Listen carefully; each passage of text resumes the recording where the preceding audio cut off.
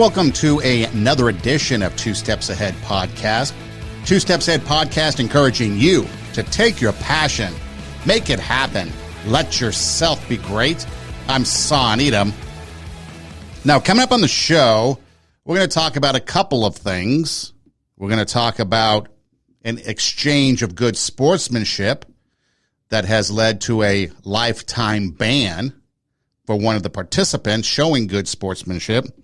Also, a lot of talk about Burning Man, which I guess makes it popular to talk about, even though I've had this plan for a couple of shows, just never got around to it. But we're going to talk about Burning Man a little bit later. But I want to start off with something that is a little bit more light, maybe fun, siding on the side of the macabre. As we roll into September, you start to see more and more people post on social media things about the fall. Fall memes. You get these leaves and pumpkins and pumpkin spice everything. And you've got people now starting to talk about putting up Halloween decorations. And so people are really getting into the fall time of year, or the hoodie weather. Used to be sweater weather, but now it's hoodie weather, even though I guess some young people wear hoodies even when it's 110 degrees outside. But anyway, so it's the fall time of year, and I guess Halloween, officially or unofficially, kicks off the holiday season. You've got Halloween on October 31st, and then just shy of a month later, you've got Thanksgiving, and then about a month later, you've got Christmas, and then a week later, New Year's, and then we roll into the new year. And obviously, you've got Veterans Day in there as well, and maybe you've got some other holidays that you celebrate, depending upon the religion that you practice, the faith that you have. And so, but again, it typically starts with Halloween as far as the festive time of year. Now, I like the fall time of year for a couple of reasons. One, college football kicks off. Love college football. I know a lot of you are NFL fans. A lot of people putting on social media videos about signing contracts with your significant other, saying that you're going to be busy on Sundays for the next 4 months. That's me for Saturday. I'm a college football fan. So you guys can have your Sundays. I'll take my Saturdays. And so you've got that. You also have the September call-ups in baseball, Major League Baseball, heading into the postseason. You've got the pennant chases going on, and then the playoffs and the World Series. And then just from a professional level, you've got the start of the school year, which I know we've talked about a couple episodes ago, preparing for that and kind of overcoming that chaos. But on college campuses, I always find the fall of the year, the new year, the new school year, as an opportunity for limitless or unlimited potential. You've got students that are new, maybe out of high school, heading to college for the first time. Maybe they're leaving home and going away to college. Maybe you've got some people that decided to go back to school and start over, or at least continue where they left off after they maybe gave up some time ago. So anyways, endless possibilities, unlimited potential when you start a new school year, especially on the college campus. And so again, the fall of the year, plus you start getting into a little bit of the cooler weather. It's not so freezing cold, and yet it's not so burning hot. And so again, it's a fun time of year. Plus there's some other things that are going on during that time of year. So I like the fall. Along with Halloween, obviously, you've got all these different haunted whatever. Haunted houses, haunted amusement parks, haunted farms that are turned into, scary corn mazes. I mean, you've got all kinds of things depending on where you live in the country. And so growing up in Los Angeles, one of the first OG haunted places you would go to, maybe minus your YMCA or your local organization that might put one on as a fundraiser, was Knott's Scary Farm.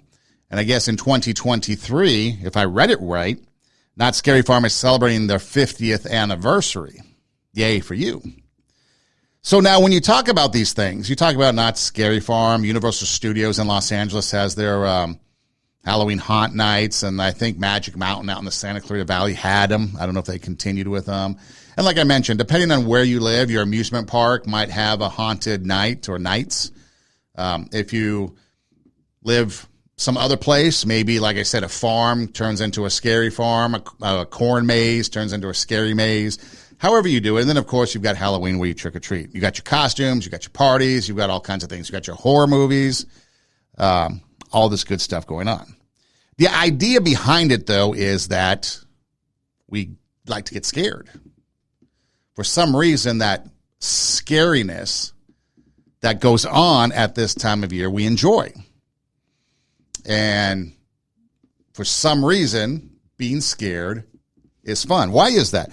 Why do we like getting scared? Well, perhaps this video from Georgetown University, a professor, maybe gives us a little insight into why we like to be scared. The annual holiday Halloween centers around fear. Halloween costumes, decorations, haunted theme parks, and movies are all created and purchased with the explicit goal of scaring people. We usually think of being scared as a bad thing. So why do so many people spend so much time and money to scare and be scared every October? Fear is an ancient emotion we share with every other sentient species. In humans and other animals, fear is coordinated by a structure in the brain called the amygdala. When you hear or see or smell something that signals danger, information about the threat is sent to your amygdala very rapidly, in just a few milliseconds. Your amygdala then signals your body to prepare to escape by activating the sympathetic nervous system. Your heart pumps faster, blood gets pushed into your muscles, sugar is released for energy, your pupils dilate, and you feel a rush of energy. But of course, none of these sensations are inherently bad. They're the same changes we experience during very exciting or funny experiences too. The bad part about fear is the perception that something terrible is actually going to happen to you, when you know that nothing truly terrible is going to happen. Like when you're riding a roller coaster plummeting toward the ground, the rush of sensations you experience can be interpreted as fun and exciting, rather than unpleasant. People seem to actually seek out a range of intense experiences that are just slightly less intense than the maximum we can tolerate. Think of eating spicy peppers. The peppers people actually enjoy the most are those that are near the top end of the range of what they can tolerate. Of course, this range is different for everyone. So while some people seek out scarier and scarier haunted houses and theme parks every Halloween, others prefer to stay home watching only mildly scary movies and waiting for Halloween to be over. When it comes to the range of pepper, in my excitement, it's usually the black pepper sitting next to the salt on the table. You guys can have the rest. But that's what, in a nutshell, being scared is about. It's this sensation that goes off in our system that gives us this rush of whatever she said that makes it exciting, knowing that we're not going to perish or nothing bad's going to happen. So it has that element of like fight or flight, which is mainly the flight aspect that comes into play. But we know that we're going to be okay. Riding a roller coaster, it's scary. Going to a haunted house, it's scary. But for the most part, we're going to be okay. I've been to Not Scary Farms several times. I've been to all of them several times growing up, especially when you live in Southern California and you grew up in Southern California. It's just, you're going to get there. So I've been to Not Scary Farms several times, and my opinion of it is it's okay. I mean, if you want to get scared, that's fine. But the actors that are out there scaring people, they're going after the response. And the bigger the response you get as far as being scared, the more they're going to come after you. And usually that lies with the ladies. The ladies are the ones that are giving the biggest reaction to being scared. The biggest screams, the biggest, hiding behind their boyfriend or gathering in their group of friends and, trying to get away from it. So usually the actors are going after the ladies. Not too often will a guy give this shriek of a scream and then play into the hands of the actors getting scared. Now, naturally, like she just said, that fight or flight where you get jumped is natural. A lot of people say, I scared you because I jumped from behind a door and I scared you. Well, yeah, but that's natural.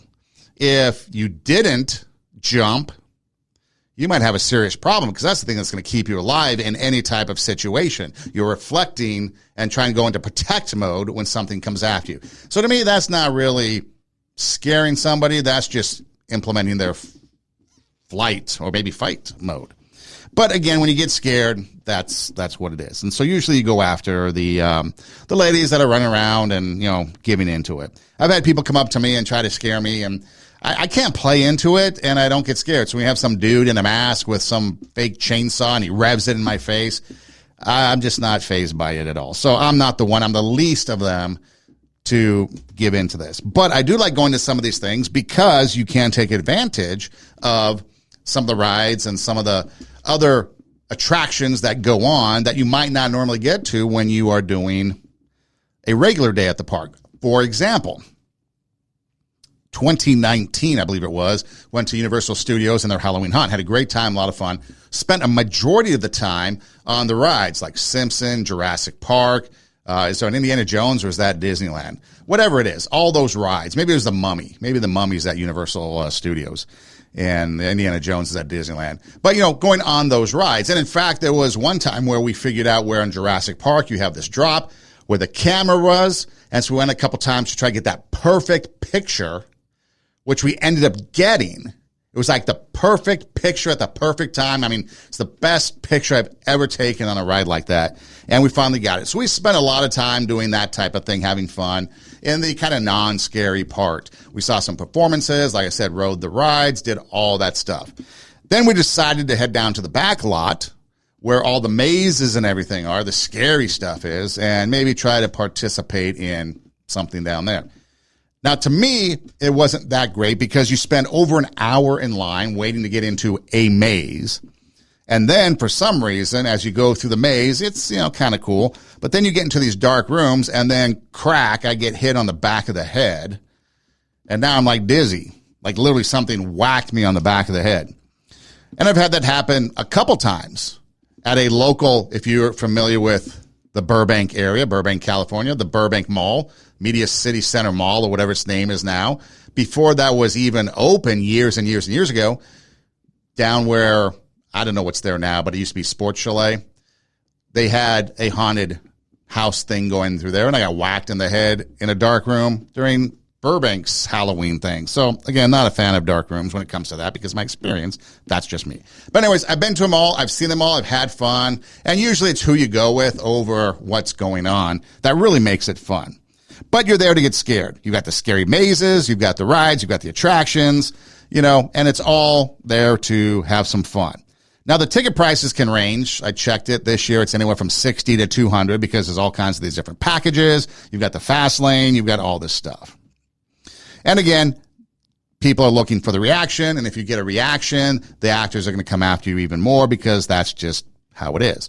And like the lady said from Georgetown, we like to go because it gives us something in our system that excites us through this fear mechanism, but we know we're going to be okay. And so it's another form of fun, another form of body stimulation that we enjoy. Okay. So going on the rides, going on the mazes, you do your thing. Now, Not Scary Farm, their 50th anniversary, they have come up with something called Scare Immunity. What is Scare Immunity? Well, for $14.99, you can buy a no-boo necklace. A no-boo necklace, or for those that don't want to be scared while at Knott's Scary Farm. The actors cannot deliberately scare guests when they have their necklace, when it's lit up and visible. So you can, for $14.99, become not a target of being scared. Now, Knott's Scary Farm, in case you haven't been there or you haven't been around an amusement park type theme of scariness, this is kind of what it's like. And if you're listening on the audio portion, it's mostly a video clip that I'm going to play. So you may at some time want to go over to our Rumble account or radiowarp.com, click on the logo and watch the video aspect if you're interested in it, or just Google search it. But here is a little bit of a taste of what you might be able to expect when you go to a place like Knott's Scary Farm.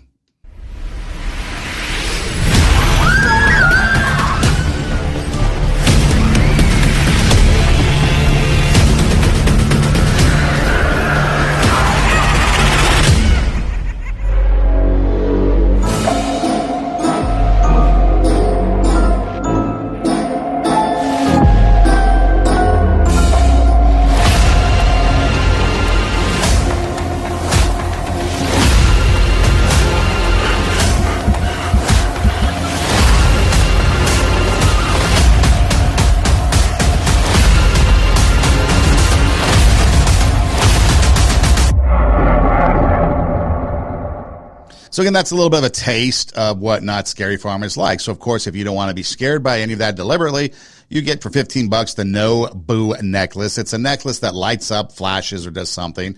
And when visible, it's very clear that you are someone that doesn't want to be scared. So my question, though, is if you are going to a place where the sole intent is to be scared or themed around something scary, why do you go if you want the No Boo necklace?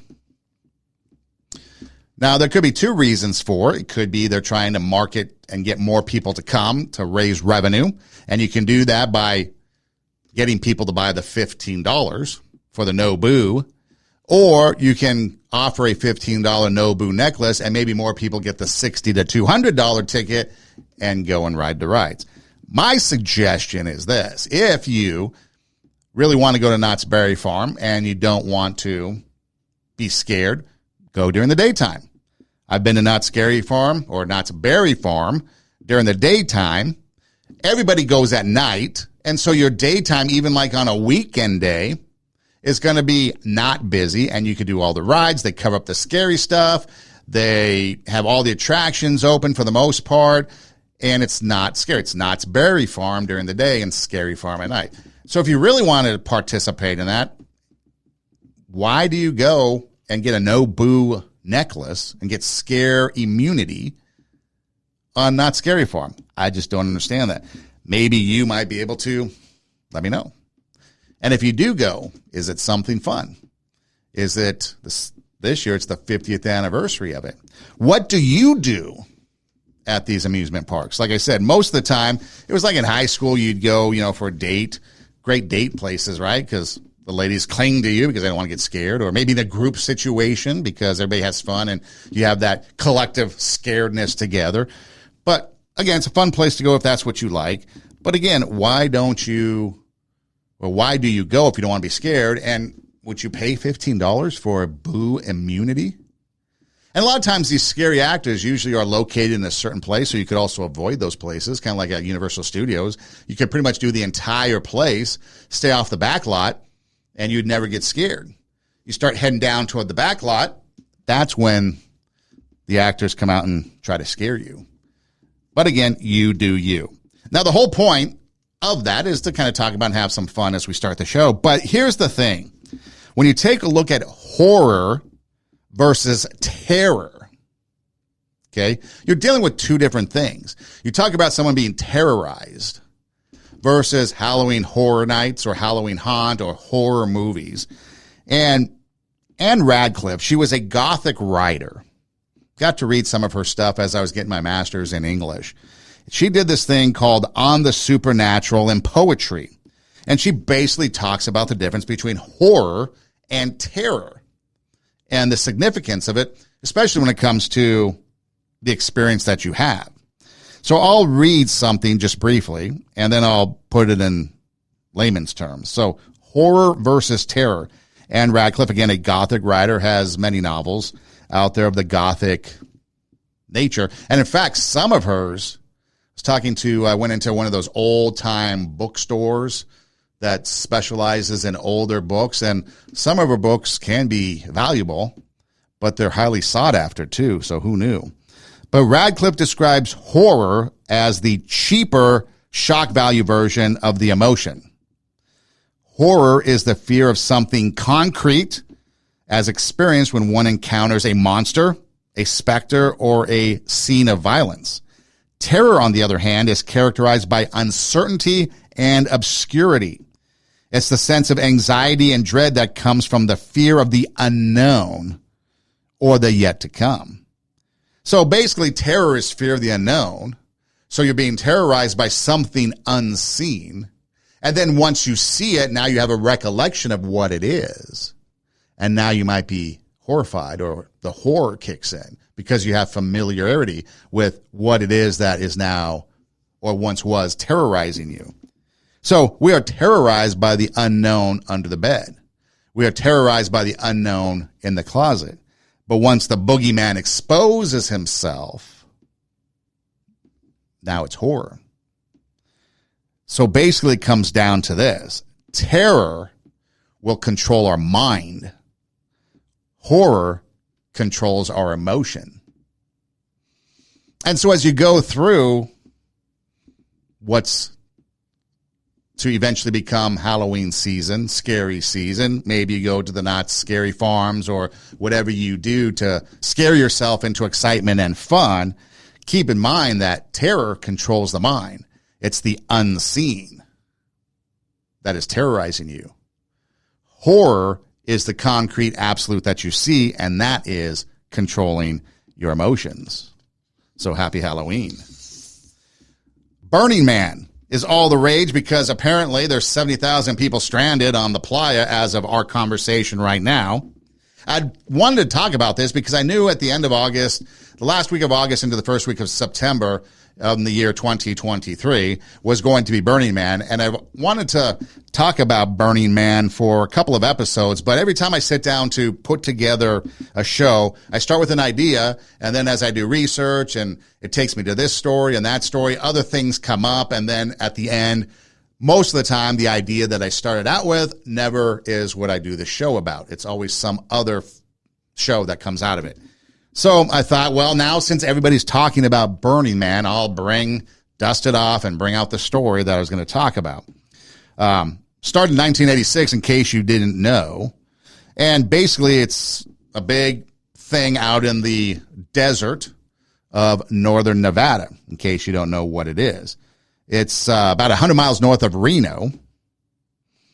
And you've got a bunch of people, like I said, 70,000 people apparently stranded right now that head out to Black Rock Desert, and they create basically this city, a city that will basically be associated with sex, drugs, and expression, according to the website. Apparently anybody can attend to this thing. Now, real quick, there's a couple of things that you need to know as far as the rules if you're going to go. There's radical inclusion, which means everyone is welcomed, even kids. Gift giving, it's unconditional. So instead of money, you might, if you need something from somebody or whatever, the need, or you feel like doing something, you can give gifts. There's no corporate sponsorships. It's completely self-reliant. You have to rely on your own self. You have to bring in your own water, your food, all that stuff. Self-expression, the whole thing is on self-expression. It's communal effort. So you're collaborating, social networking, maybe getting together with groups and stuff. And I'm sure right now there's a whole lot of communal effort going on trying to survive. You're supposed to have civil responsibility, which everybody's supposed to be responsible for themselves, I guess. And then you're supposed to leave no trace and clean up after yourself. Now, besides the fact that Burning Man is Burning Man, one of the things that kind of exploded onto the mainstream about Burning Man many, many, many years ago was that leave no trace behind. You're supposed to clean up after yourself, pack in, pack out. But a lot of people would leave tons of trash on the playa, and so other organizations and entities would have to come in after Burning Man was over and clean up the playa because people did not take out what they brought in. You would find all kinds of bicycles. You would find all kinds of other type of garbage that was left behind, maybe artwork, because there's all kinds of artwork that people do. I mean, it's a whole thing. Now, if you don't know what Burning Man is, or you have no sensation of what Burning Man is, and all you now think of perhaps is videos you saw on social media about all the mud and everything that was going on, or maybe Chris Rock getting a ride out of the back of a pickup truck. If that's all you've seen, again, here's just a brief clip of a highlight from a past Burning Man. And again, if you're listening on the audio version, you might want to jump over to the video version and take a peek or do your own internet search. But again, here's kind of a recap, a brief recap of some of the things that goes on at Burning Man. A place untamed by our wildest imagination.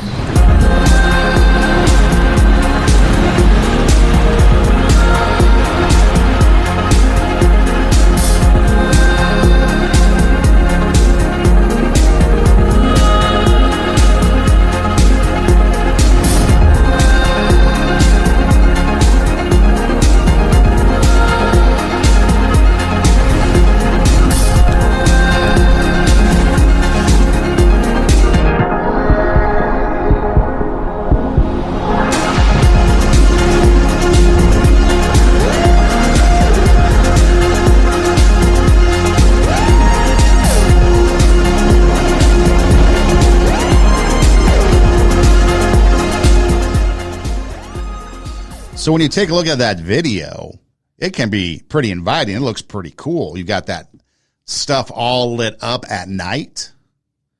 I mean, it's a whole city unto itself. You've got all kinds of fun things going on, and it seems pretty cool.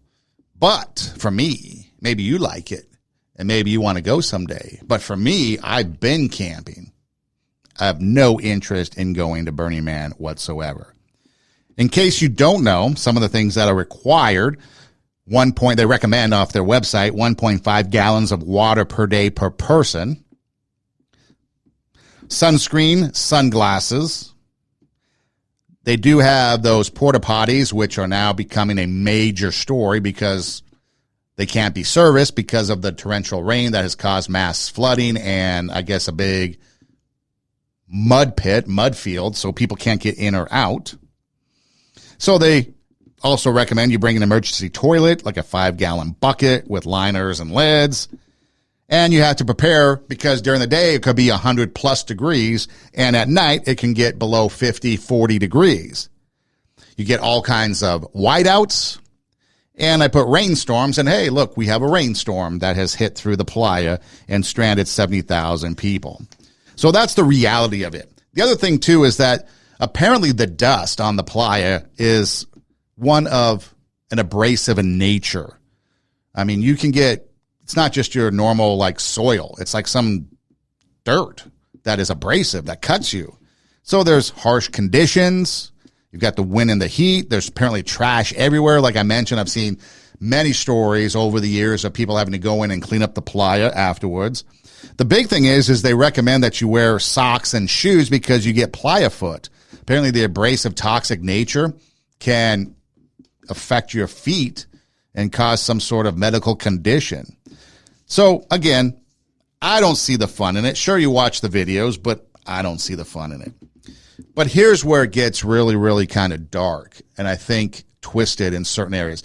Now, it started out as a commune in 1986 where people would go out and it was all about expression.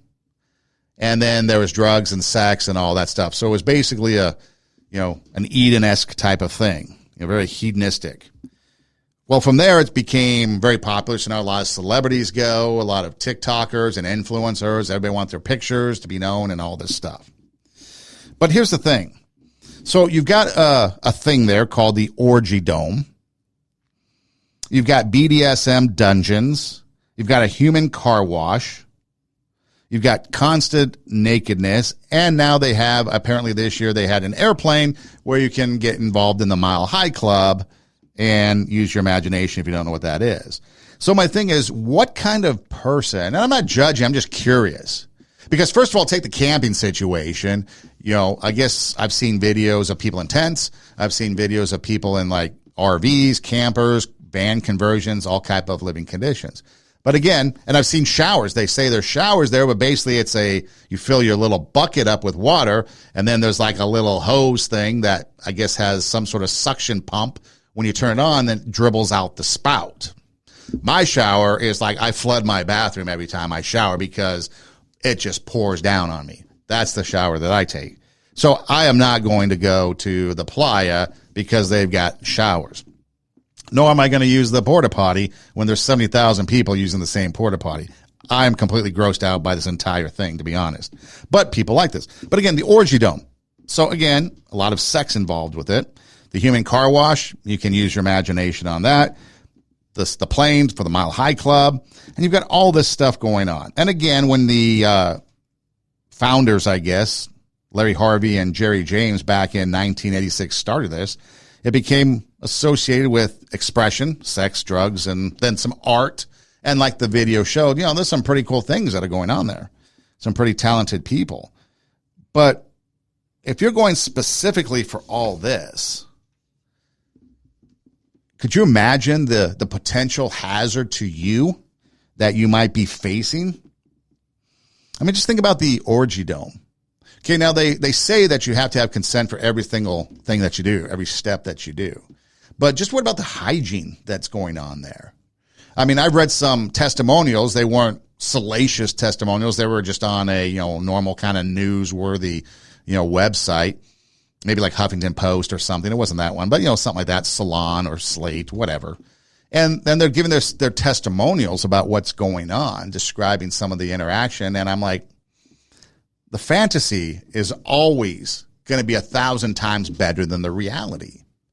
And then you've got people that haven't showered in forever. You've got people using the same mattresses as others. I mean, I just don't get it. And then you've got some other things going on where apparently, well, here's the thing. Side note real quick. Because, again, you have to be careful of what you read, because here's one thing. So the rain came down, and they closed out the playa. 70,000 people are trapped. No one in, no one out, is what they said. Then, all of a sudden, you start to see reports on Twitter that the CDC came in and that there's an outbreak of Ebola, and that's why the whole thing shut down. And now this Ebola rumor has spread on Twitter or X or whatever it's called now. And a lot of people are thinking that there's an Ebola outbreak on the playa. Doesn't seem to be true. It's the rain, the mud, all this stuff. But that's why Twitter and social media can be so dangerous, because you have something, a platform that many people look to as gospel. And when you have something like Ebola on the playa at Black Rock City for Burning Man, people start to buy into it and spread it, and this thing goes.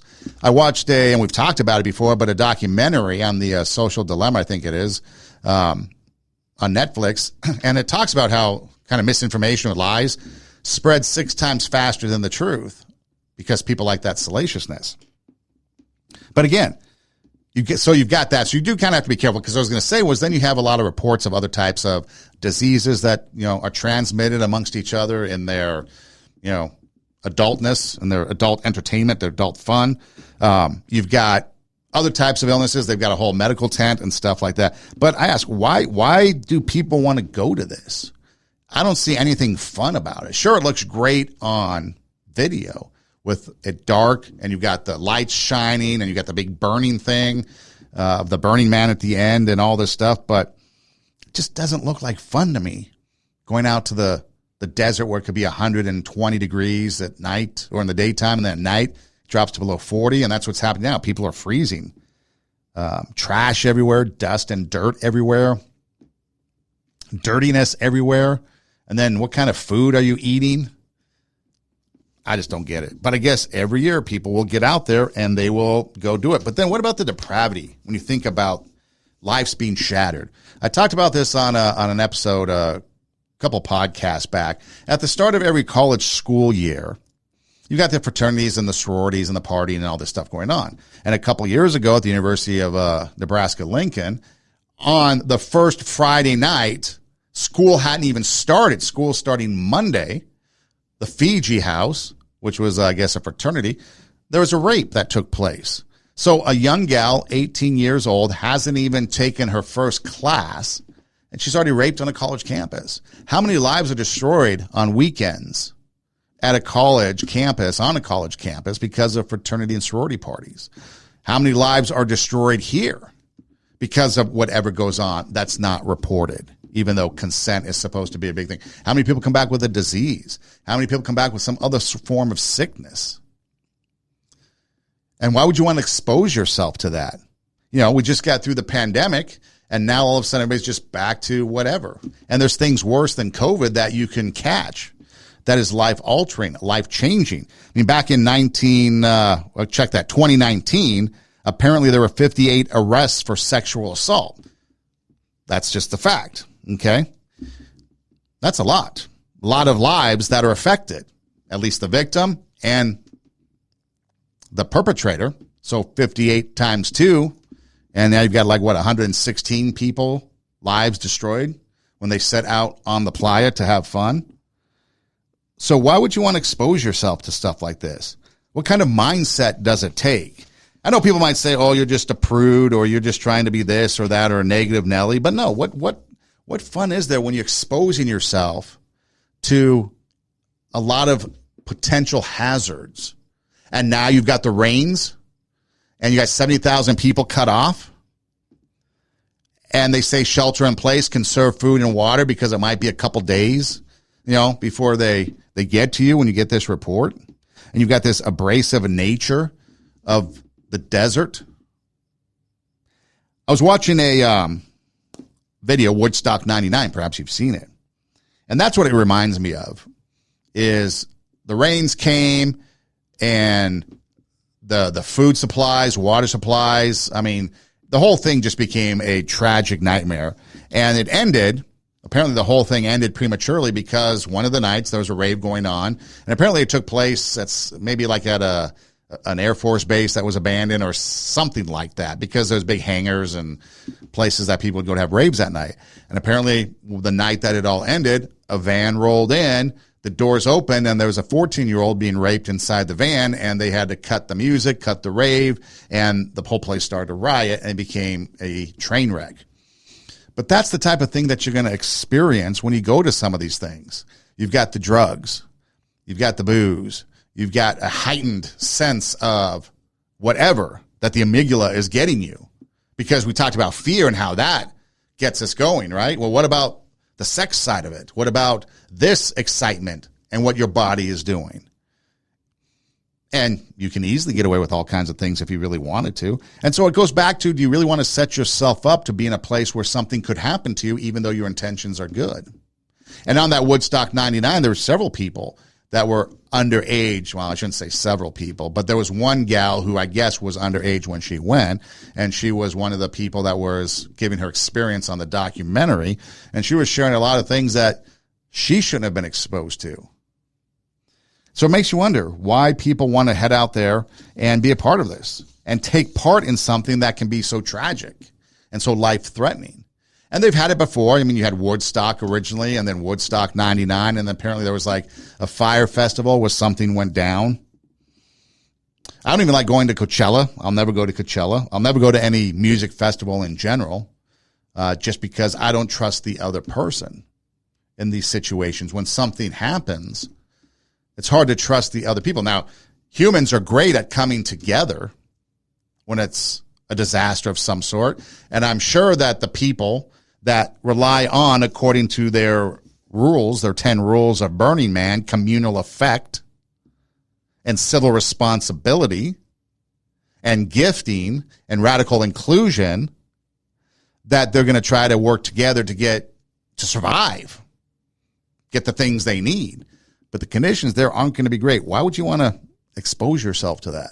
I guess that's a question that you'll have to answer. Again, not judging, I'm just asking. Would you do that? Would you want to go out there and be a part of that? I didn't like camping to begin with, to tell you the truth. I can tell you some stories about camping that are tame, but still just not enjoyable. But again, that's going on. And you've got people exposing themselves to potential harm. But the question I'd mainly ask is, if you go to Burning Man, you have all these great intentions of having fun, self-expression, art, maybe engaging in the adult fun that is obviously advertised with the orgy dome, the sex plane, the BDSM dungeon, the car wash, which isn't a car wash, it's a human body wash, if you know what I mean. And so again, you're setting yourself up for all kinds of things to happen to you. And we know life is precious and life is valuable and life is short. But now what happens when a situation becomes life-threatening? When your life is changed because fun went too far, and now people aren't having fun anymore, and now your life is radically changed. And that could be in any case, any weekend. You're out at the bar with some friends drinking a little too much, decide to drive yourself home.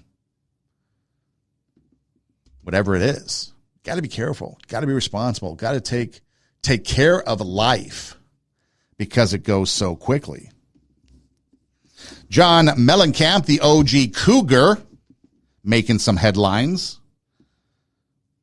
The author of the songs, the artist of the songs, like ROCK in the USA, Pink Houses for You and Me, Hurt So Good, Jack and Diane. Apparently he went on a podcast with Bill Maher and said some racially sensitive things, which may or may not be true. And Bill Maher clapped back, I guess you could say, and called him on it. But here's what John Mellencamp having to say about only 1%, maybe 2% of all black people today that are living in America are better off than lives of slaves.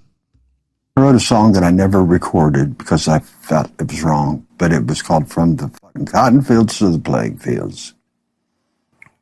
Yeah. So my point is that, yeah, so what?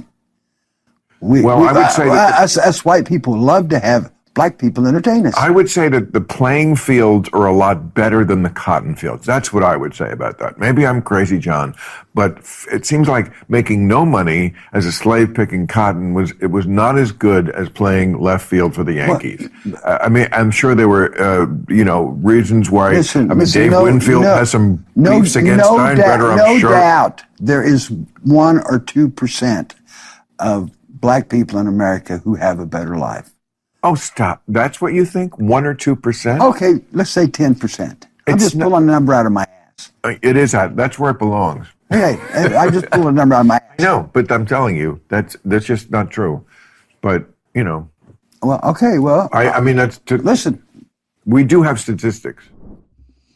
Not good for Bill Maher for pushing back, because that's the type of thing where someone like John Mellencamp, formerly known as John Cougar, the original Cougar, Mellencamp, would put something out there and people would just run with it.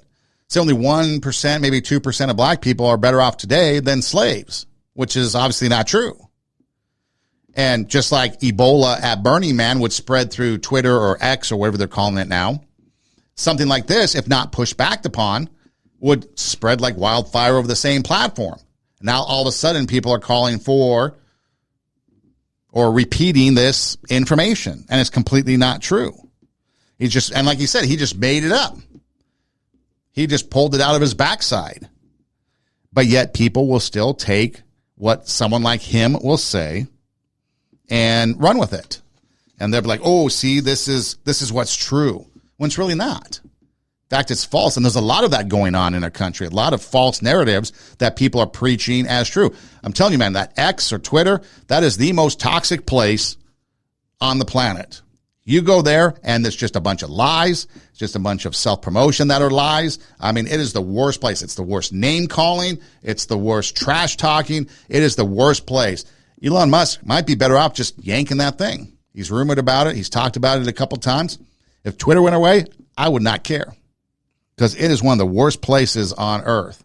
There was a lot of toxicity going on by everybody on that place. Now, one of the things that the Cougar, John Mellencamp, talked about in this podcast as he went on, he talked about he was in a band at the age of 14. I think he calls it the Crepe Soul Band.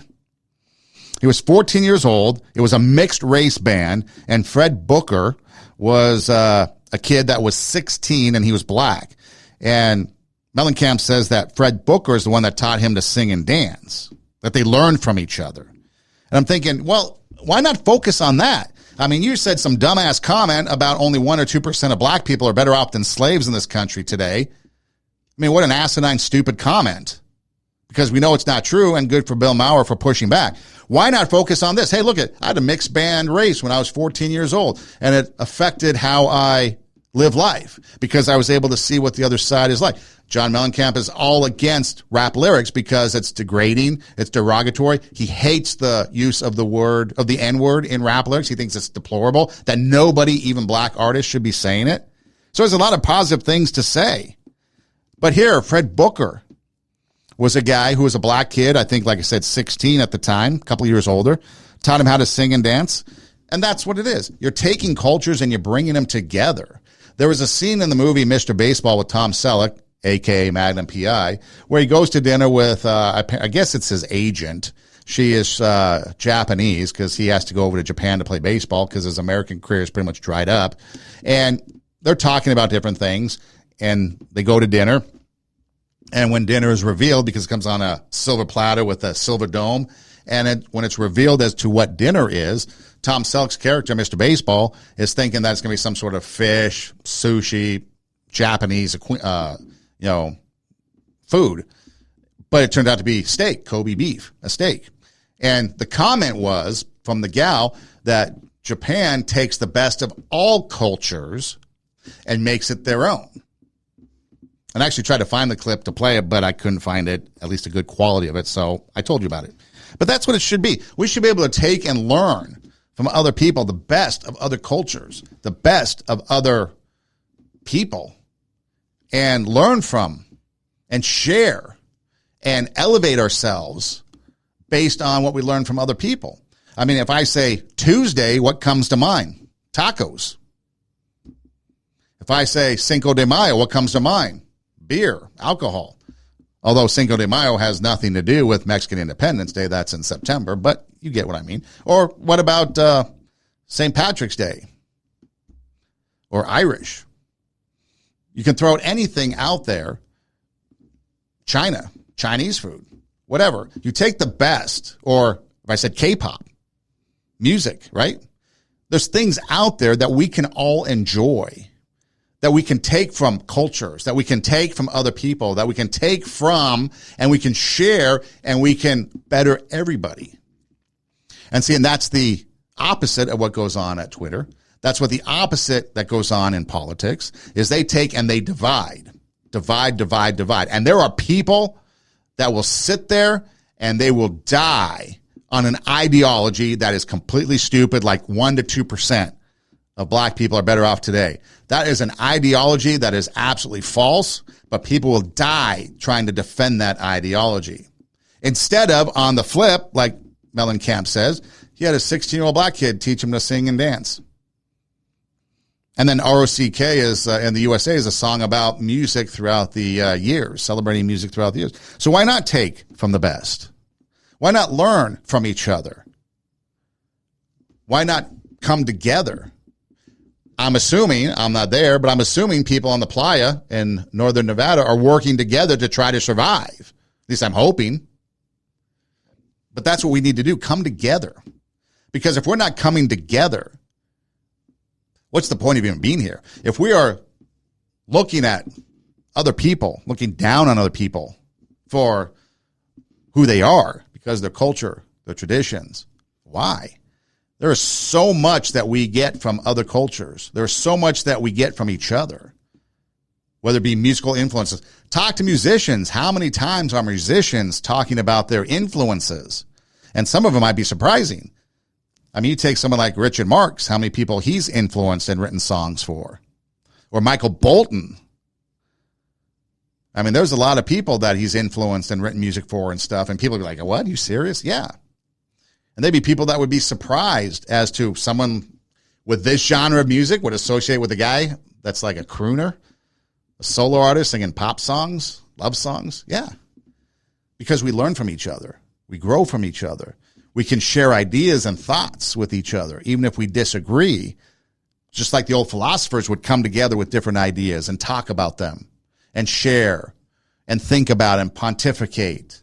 And maybe they agree on some common ground or maybe they don't, but at least we're thinking about things, moving things forward. Right now, we're not. We're so divided and we can continue to divide, and that's why our country is going to implode from within. Another example, Iran. Apparently there was some weightlifting contest somewhere in the world, and apparently a weightlifter, competitor from Iran, I guess he finished second in some weight class, and then an Israeli finished third, so they were on the podium together. In fact, before I get any further, let me play the video clip that kind of sent the Middle East ablaze.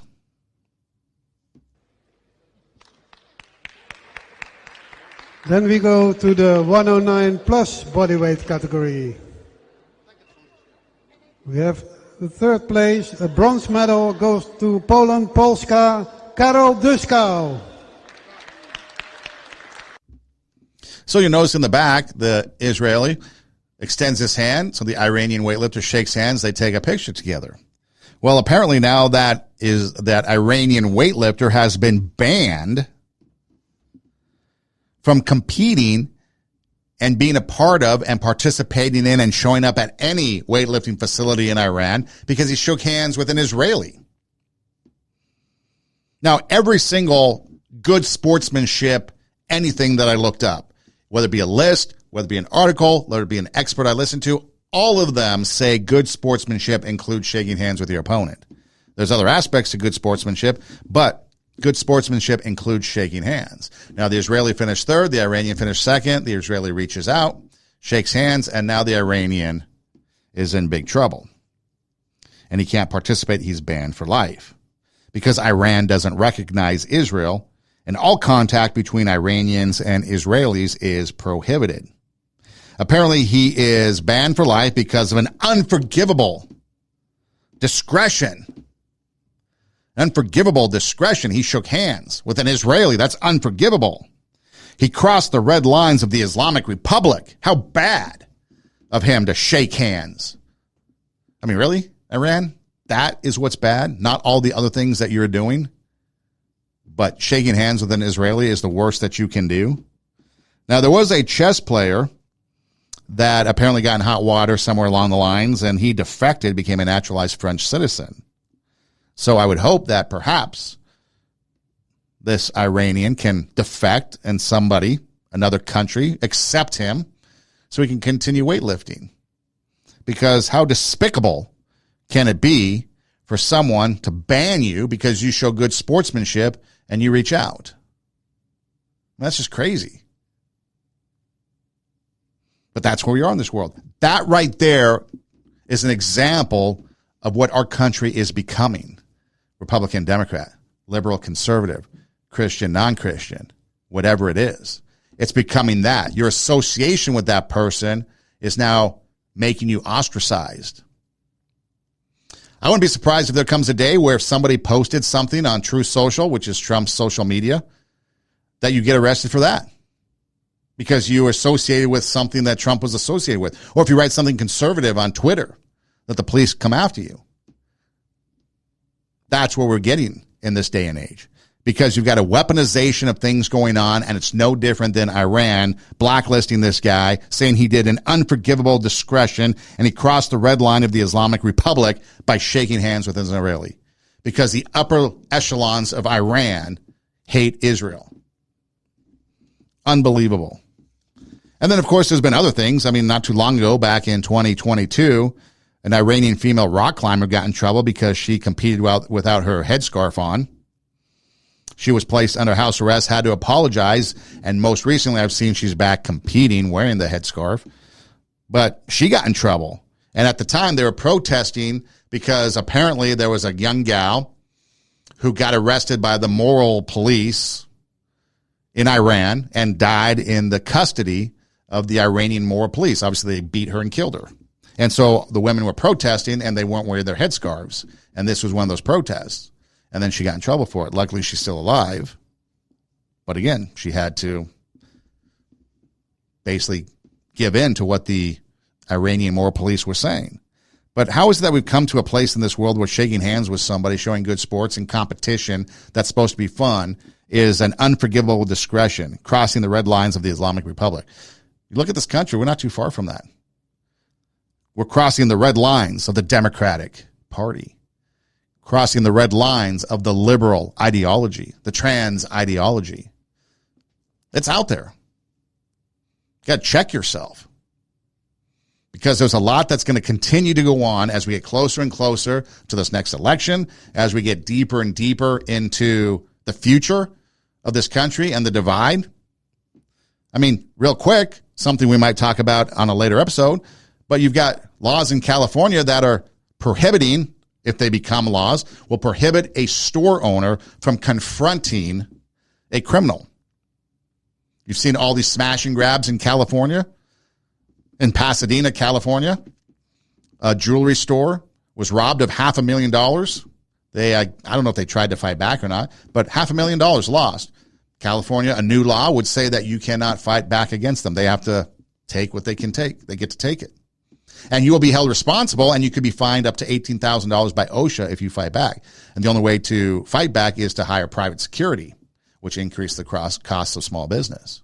Then there's also another law that they're working on that says that if you are in jail, prison, life without parole, that you have the opportunity to ask for resentencing so that you could possibly get out on parole.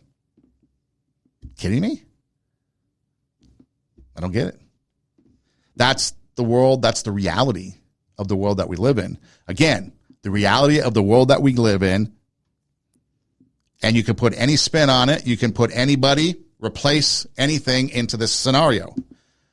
An Iranian weightlifter at a competition, shook hands with an Israeli competitor, and he did the unforgivable discretion by shaking hands with an Israeli. He crossed the red lines of the Islamic Republic.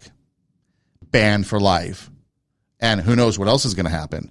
And you saw the video, something innocuous. In fact, it was the Israeli that approached him. Maybe Israel should reach out and see if the dude wants to defect.